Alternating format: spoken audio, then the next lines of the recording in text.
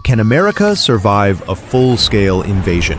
In 250 years, no army has ever conquered the United States. Not one. The British tried, but failed. Japan bombed Hawaii and lost an empire. Every superpower since has looked at the map and realized the same thing.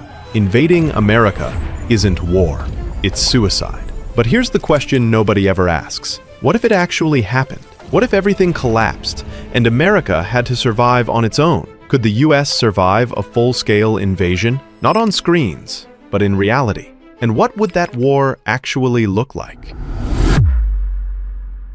It almost never happens, but it has. The British did it in 1814. They burned Washington, D.C., the White House, the Capitol. The president ran.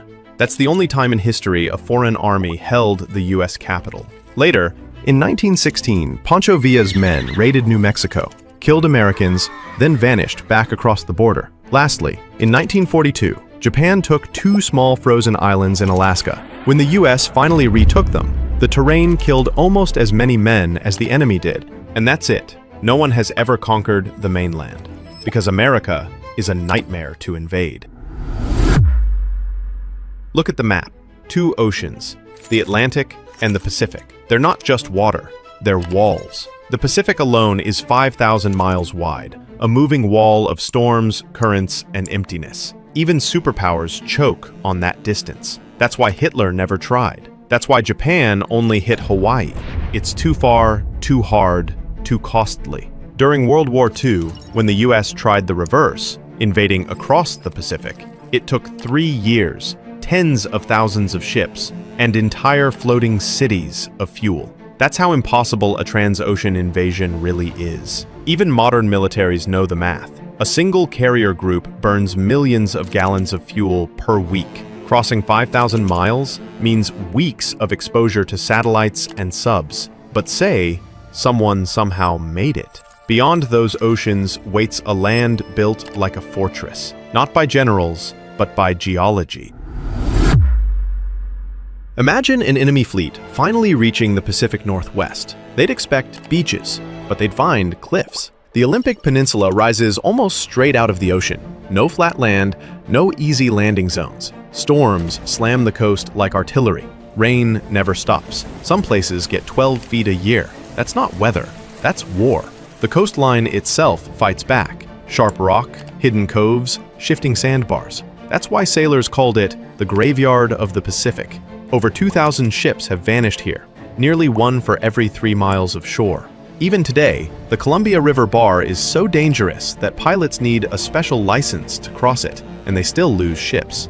One wrong swell, one gust too strong, gone.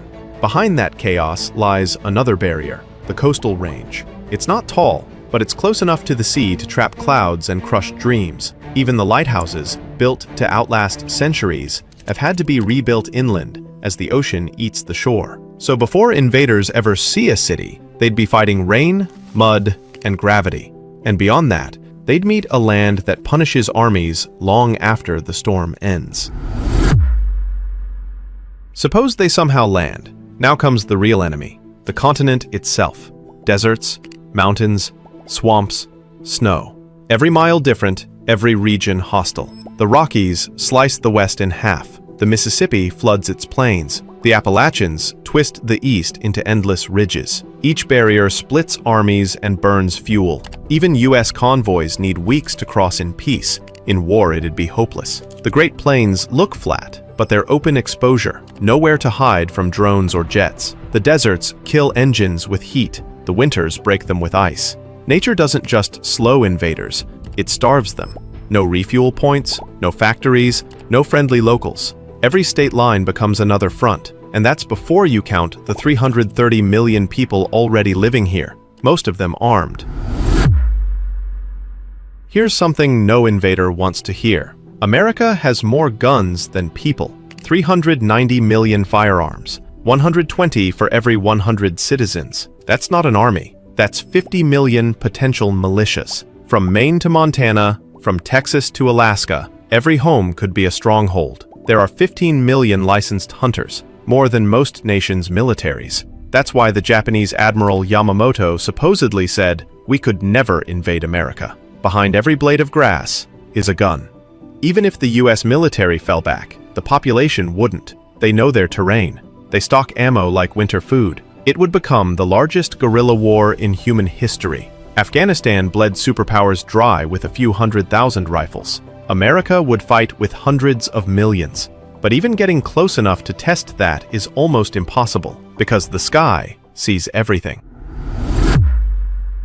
An invasion needs secrecy, but secrecy died decades ago. Satellites track every ship, every plane, every thermal signature. Drones hover for days. Radar blankets both oceans. In 1991, US satellites spotted tanks hiding under sand. Today they can read license plates from orbit. A fleet crossing the Pacific would be a glowing trail of metal, detected weeks before launch. And when spotted, it would be met by carriers, submarines, and bombers long before reaching Hawaii. You can't sneak an invasion across a planet covered in sensors. So instead of sneaking, enemies look for a shortcut to break America from within before anyone lands. If anyone ever hopes to invade, they'll start digitally. Cyber attacks, kill the grid, crash the stock market, scramble GPS and air traffic systems. One EMP blast and cars stall, planes drop, power dies. Suddenly, 21st century America turns 19th. Then comes disinformation, fake news, fake outrage, fake enemies. Turn neighbors into rivals. Distract the country while you move your pieces. That's the new invasion plan. Because dividing 330 million minds is easier than crossing 5,000 miles of ocean. And if that fails, the only cards left are doomsday ones. Weapons meant to end everything, not win anything.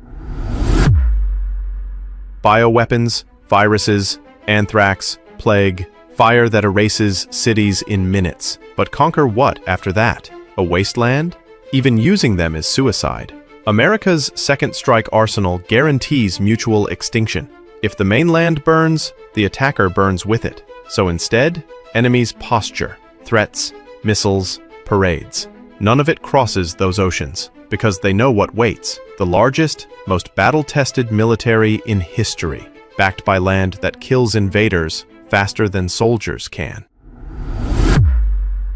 Russia? They can't even hold Ukraine. China? Huge army, but no combat since 1979.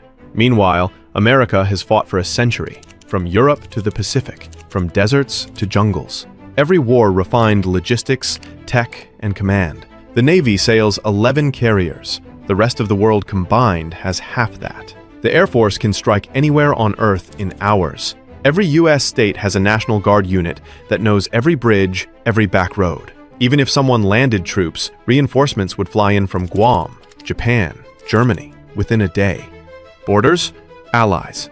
Oceans? Shields. People? Armed. Tech? Watching. That's why no one tries. Because the only thing that could ever conquer America is America itself. Division, hatred, civil war. Lincoln warned it. If destruction be our lot, we must be its author and finisher. If America ever falls, it won't be to tanks or ships.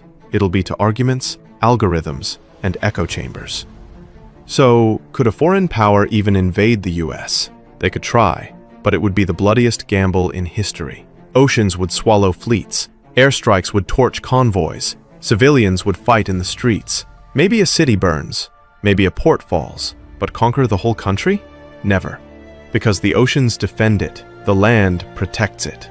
The people arm it. And the technology guards it. The only invasion that could ever work is the one that starts within. If you enjoyed the video even a little,